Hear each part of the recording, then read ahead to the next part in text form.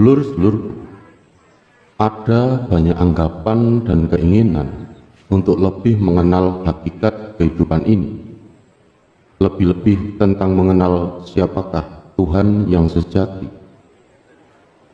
Hanya saja, banyak yang lupa untuk berproses ke arah tersebut. Mereka telah mengabaikan satu tahapan yang terpenting dalam mengenal dirinya sendiri. Telah sangat banyak urusan duniawi yang melenakan, sehingga ia pun terlupa untuk berusaha dengan sabar dan istiqomah, rajin, tekun, dan gigih. Dan pada akhirnya memilih jalan instan yang jelas-jelas bisa membuatnya lemah dan tersesat. Dan itu lebih diperparah dengan sistem pendidikan dan pelajaran agama yang belakangan ini telah lupa untuk mengajarkan proses pencarian dan pencapaian jati diri secara khusus dan spesifik. Agama sebagai jalan untuk bisa mengenal Tuhan sudah tidak lagi dijadikan sebagai tujuan utama dalam kehidupan masyarakat dunia sekarang.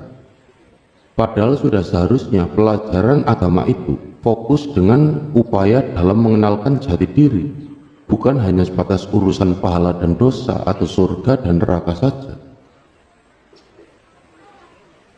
Sedulur-sedulur Sinau Kaurus Channel, dan ini sangat berbeda dengan sistem pendidikan pada masa lampau, khususnya di tanah Jawa,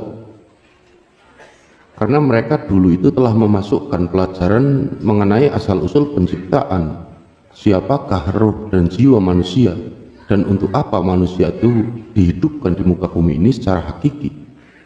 Semuanya itu dibahas secara detail dan menjadi pokok pendidikannya, dan itu bisa terjadi oleh sebab kepercayaan manusia Jawa sejak zaman purba itu sudah mengenal hakikat dirinya dan arti dari perjalanan hidupnya.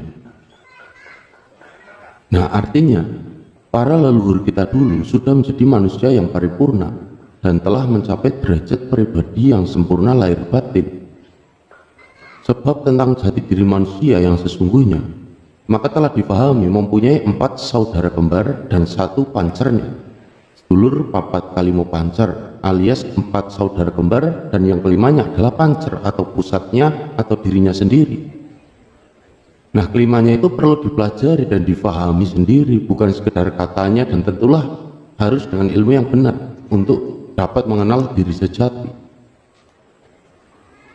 Makanya dulu para leluhur kita itu senang melakukan semedi, lalu diono, meditasi, dan topo broto. Ini tidak dengan tanpa alasan yang mendasar, sebab ketiganya itu adalah salah satu jalan untuk bisa mengenal dan mewujudkan jati diri yang sempurna.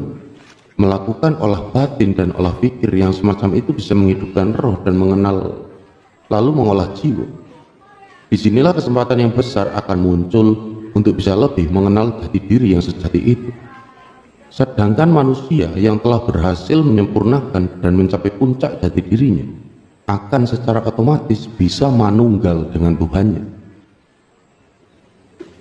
Hanya saja itu memang tidak akan mudah, karena setidaknya harus berhasil melalui 1 kali putaran roda perjalanan roh yang hakiki, dimulai dari level 1 hingga level 0 di tingkat pertama, kemudian level 1 hingga level 0 lagi di tingkat kedua.